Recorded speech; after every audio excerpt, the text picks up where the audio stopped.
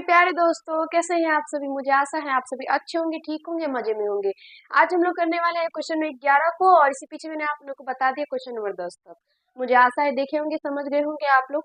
और आप सभी को पता है कि मैं आप लोगों को नाइन्थ मैथ के सीसी ने बता रही हूँ, जिसमें हम लोग चैप्टर अभी 4.4 को कर रहे हैं। इसी पीछे मैंने आप लोगों को 1.1 से पूरा क्वेश्चन बताया, एक एक करके सारा क्वेश्चन मैंने आप लोगों को सॉल्व करवाया है। तो जाइए देखिए और समझने का प्रयास कीजिएगा। जो भी अभी तक चैनल को सब्सक्राइब नहीं किया तो वो चैनल को सब्सक्राइब कर लीजिएगा, क्योंकि आपको इस चैनल के माध्यम से बहुत अच्छे अच्छे कंटेंट के साथ वीडियो मिलते हैं, जो कि आपका पढ़ाई जो है उसको नेक्स्ट लेवल तक ले जाता है ये चैनल। तो आप लोग जरूर इस चैनल को फॉलो कीजिएगा, और अपने कंसेप्ट को क्लियर करने के लिए तो जरूर इस चैनल से जुड़ जाइए।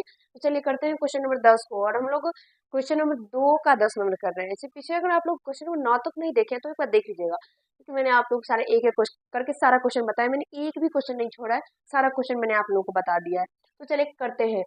हम लोगों का जो बहुपद दिया गया है वो है x³ -3x² -9x -5। तो इसको कैसे करेंगे वो देखिए, और समझने का प्रयास कीजिएगा कि हम लोग कैसे करते हैं, और सीखने का प्रयास कीजिए, क्योंकि सीखना बहुत इंपॉर्टेंट है, छापना इंपॉर्टेंट नहीं है, बना लेना इंपॉर्टेंट नहीं है। बस समझना है कि आप लोगों को वो क्वेश्चन आता है, ठीक है, आता है तो हाँ आता है, लेकिन वही क्वेश्चन आप लोग बना लिए। हाँ, अरे ये बना लिए हैं, लेकिन ये नहीं है कि उसको दिमाग में हो जाएगा और वही के यहीं पर, जैसे कि मान लीजिए इस क्वेश्चन में ही कोई अंक अगर हम चेंज कर देंगे, तो वो ये क्वेश्चन तो आता है, लेकिन अंक चेंज करने के बाद वो क्वेश्चन नहीं आता। इसका मतलब है क्या, जो आप लोग को जो है ना वो देख लिए हैं, उस क्वेश्चन को रट लिए हैं। तो रटना नहीं है, सीखना है, समझना है वो क्वेश्चन आखिर कह क्या रहा है। उस क्वेश्चन को अंदर तक जाकर उस क्वेश्चन को समझना आप लोगों की जिम्मेदारी है, ना कि छाप कर दिमाग में रट्टा मार लेना। मैथ रटने वाला चीज नहीं है। इसीलिए सबसे पहले ये जो हम लोगों का दिया गया बहुपद है, उसको क्या करना है आप लोगों को, तो पी एक्स के बराबर में मान लेना है।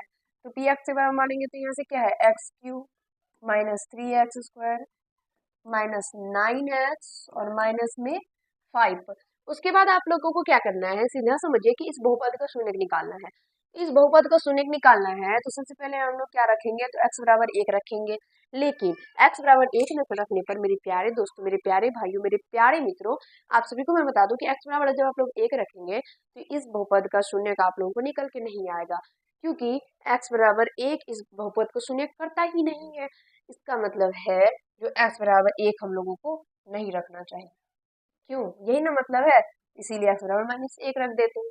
अब मुझे पता है, मैंने आप लोगों को पहले ही बता दिया कि हम चेक कर लेते हैं एक नजर में। नजर नजर की बात है, एक नजर में चेक कर लेने पर मुझे पता चल गया कि ये जो है x बराबर 1 रखेंगे तो ये बहुपद जो है शून्य नहीं है, शून्य पूरा पूरा शून्य इस बहुपद का निकल के नहीं आएगा, यानी x बराबर 1 1 इस बहुपद का शून्य नहीं है। आप लोग भी जांच कर सकते हैं, अपनी कैलकुलेशन को फास्ट कर सकते हैं, करते करते बहुत कुछ हो जाता है। इसीलिए जैसे जैसे आप आगे बढ़िएगा वैसे वैसे आप लोगों को बहुत अच्छे से बहुत कुछ समझ में आएगा। तो इसीलिए मैंने आप लोगों को कहा कि ये जो x बराबर 1 जो है इस बहुपद का शून्य नहीं है, इसलिए x बराबर -1 इस बहुपद का शून्य है। और आप लोगों को ये कैसे करना है, कैसे समझना है और कैसे सीखना है, वो सब की जानकारी मैंने आप लोगों को पार्ट 1 में दिया है। तो जाइए देखिए और समझने का प्रयास कीजिएगा। और आप लोगों को क्या करना है, सबसे पहले x बराबर 1 रखना है, उसको आप लोग पीछे कॉपी में कर लीजिएगा। अगर वो निकल के नहीं आता है तो जो निकल के आ जाएगा वो आप लोगों को क्या करना है, तो इधर जो आप लोगों का कॉपी होगा, पन्ना जो होता है जिसपे आप लोग सवाल को सॉल्व कर रहे हैं, वहां पे कीजिएगा। नहीं तो ये नहीं कि काट कूट के x बराबर 1 नहीं निकला तो वहीं पे फिर काट देते हैं, फिर 2 निकालते हैं वहीं पे काट के, फिर जो निकलेगा वो करेंगे, वैसे भी बहुत खिचड़ी हो जाएगा। तो वैसे नहीं कीजिएगा, पीछे में कीजिएगा, और जो निकल के आ जाता है, जो उसका शून्य होगा, वो आप लोग अपने पृष्ठ पे कॉपी पे कीजिएगा जहाँ पे आप लोग सवाल सॉल्व कर रहे हैं। तो x बराबर -1 रखेंगे, तो यहाँ से p -1 निकालते हैं। p -1 क्या है, x³ है ना, तो यहाँ पे -1 का क्यू हो जाएगा, फिर -3 गुना -1 का स्क्वायर, यहाँ से -9 गुना -1 हो जाएगा, और यहाँ से माइनस में 5। उसके बाद यहाँ देखिएगा तो -1 का क्यू -1 हो जाएगा। उसके बाद यहाँ पे माइनस का स्क्वायर प्लस हो जाता है, 1 का स्क्वायर 1 हो जाएगा, और 3 से गुना करने पर 3 हो जाएगा, तो -3 हो जाएगा। यहाँ से माइनस और माइनस प्लस 9 हो जाएगा, और यहाँ से माइनस में ये 5 हो जाएगा। उसके बाद आप लोगों को क्या करना है, तो इसको सॉल्व करना है। तो यहाँ देखिए 5 3 8 और एक 9, -9 और यहाँ से प्लस में 9, ये दोनों घटेगा तो ये 0 हो जाएगा, घट के या कट के दोनों हो सकता है। तो यहाँ से ये 0 निकल के आ गया, तो यहाँ से इस बहुपद का शून्य -1 निकल के आ जाता है। तो मैं आप लोगों को जो समझा रही हूँ यहाँ पे वो समझने का प्रयास कीजिए। देखिए x बराबर, क्योंकि x बराबर -1 है, तो इस -1 को अगर हम इस साइड लेके आ जाते हैं तो ये क्या हो जाता है, x + 1 हो जाता है, क्योंकि माइनस में ये इस तरह रहेगा तो ये प्लस हो जाएगा। तो यहाँ से एक्स प्लस एक बराबर 0 हो जाता है, और ये एक्स प्लस एक जो निकला है ये आप लोगों का दिया गया बहुपद का एक गुणनखंड निकल के आ जाता है। तो गुणनखंड निकल के आ जाता है, इसका एक गुणनखंड ये हो जाएगा। तो यहाँ से आप मैं आप लोग को जो लिख रही हूँ वो समझने का प्रयास कीजिएगा कि चूंकि एक्स बराबर माइनस एक, एक्स बराबर माइनस एक रखने पर क्या होता है, पी एक्स जीरो हो जाता है। एक्स बराबर माइनस एक रखने पर पी एक्स जीरो हो जाता है, जो कि आप सभी के समक्ष अभी तक मैंने बस इतना ही किया है। तो यहाँ से आप लोग देखिएगा इससे आगे, तो इसीलिए देखिए एक्स बराबर माइनस एक रखने पर पी एक्स जीरो हो जाता है, तो इसीलिए एक्स प्लस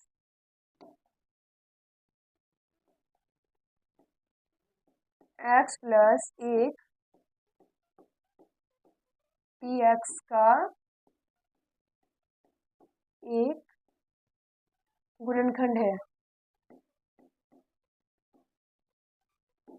इधर दिख रहा है सर साइड में एक गुणनखंड है। देखिए एक्स प्लस एक जो है वो पी एक्स का एक गुणनखंड है, जो कि मैंने अभी आप लोगों को यहाँ पर बताया है। तो यहाँ से एक गुणनखंड है, तो अब यहाँ से हम लोग सॉल्व करेंगे।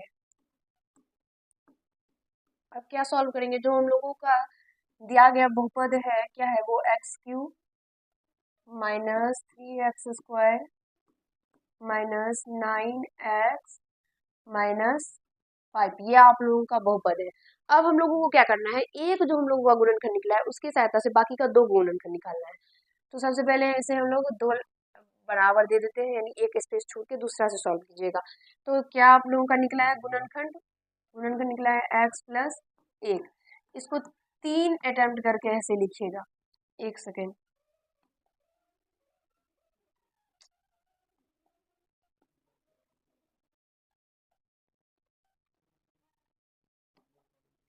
हो गया सर। तो यहाँ से एक्स प्लस एक और यहाँ से ऐसे स्पेस के लिए किए थे, और उसके बाद एक और करना है आप लोगों को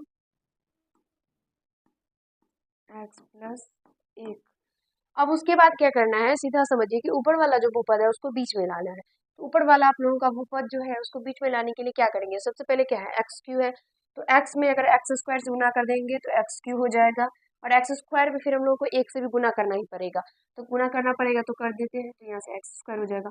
ऊपर में देखेंगे तो आप लोग माइनस में 3x² है, और नीचे में जो है वो प्लस में x² है। तो अब उसके लिए हम लोगों को क्या करना पड़ेगा, तो यहाँ से अगर आप लोग देखेंगे तो अगर -4x² में से आप लोग x² को घटा देते हैं तो फिर हो जाएगा वो माइनस में 3। तो यहाँ से हम लोग क्या करेंगे, तो -4x में x से गुना करेंगे, -4x को x से गुना करेंगे तो यहाँ से क्या होगा, ये माइनस में 4x² हो जाएगा। अब -4x² में से x² को घटाएंगे तो -3x² निकल के आ जाएगा।